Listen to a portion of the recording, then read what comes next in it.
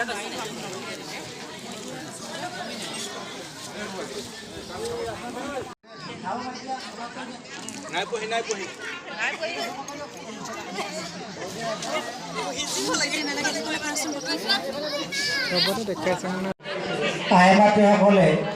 সেৱা কৰিব পাৰিব, কিন্তু আমাৰ প্ৰভুজনাৰ চৰণ চুব নোৱাৰিব, অৰ্থাৎ চৰণ নুচুলেই হ'ব।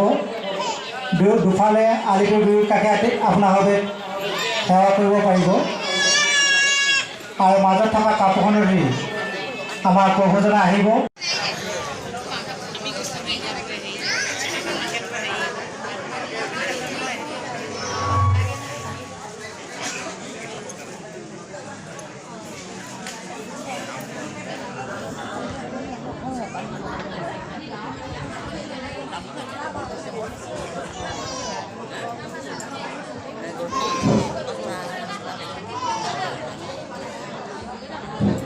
ইতিমধ্যে আলিটো আমাৰ চাফ চিকুণ কৰা হৈছে, পানী মাৰিছে।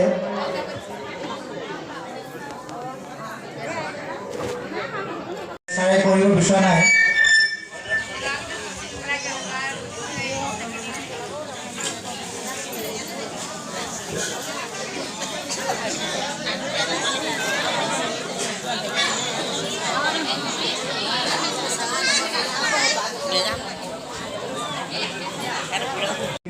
গোস্বামী আমাৰ মাজত আহি উপস্থিত হ'বহি। আমি ভাগৱতৰ পাঠৰ শুভ উদ্বোধনৰ কাৰণে সন্মানীয় সত্ৰাধিকাৰ প্ৰভুক আমন্ত্ৰণ জনাইছোঁ। গতিকে আমাৰ সমভক্তপাল বৈষ্ণৱবৃন্দ আই মাতৃ যুৱক যুৱতীসকলক আমি সাজু হৈ থাকিবলৈ জনাইছোঁ। আমাৰ উদযাপন সমিতিৰ বিষয়ববীয়াসকলক ভোজনালয়ৰ পৰা আমাৰ সেৱাস্থলীলৈকে তেনেকুৱা যদি ভাৱ আছে যে মই আজি পৰা কোনো মানুহক কোনো ব্যক্তিকে কেতিয়াও বেয়া কথা নকওঁ, তেনেকুৱা ধৰণৰ কিবা প্ৰতিক্ৰিয়া যদি আছে, স্কন্দ ভাগৱতৰ কথাখিনি আপোনালোকক কথা আকাৰেৰে কৈ যাব। সেয়েহে আপোনালোকে বহু বছৰৰ পাছত পাইছে, আৰু আপোনালোকে তাৰ পৰা বিৰত থাকিবলৈ চেষ্টা নকৰিব।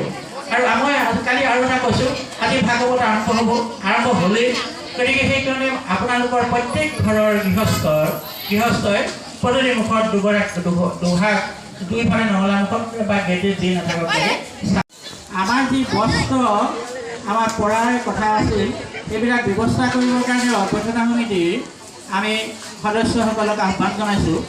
আৰু লগতে যিসকল আইসকল আছে, এতিয়া আপোনালোকে থাকক, য'তে ত'তে থাকক বাৰু, কোনো কথা নাই। তেখেত অহাৰ আগমুহূৰ্তত আপোনালোকে দুইফালে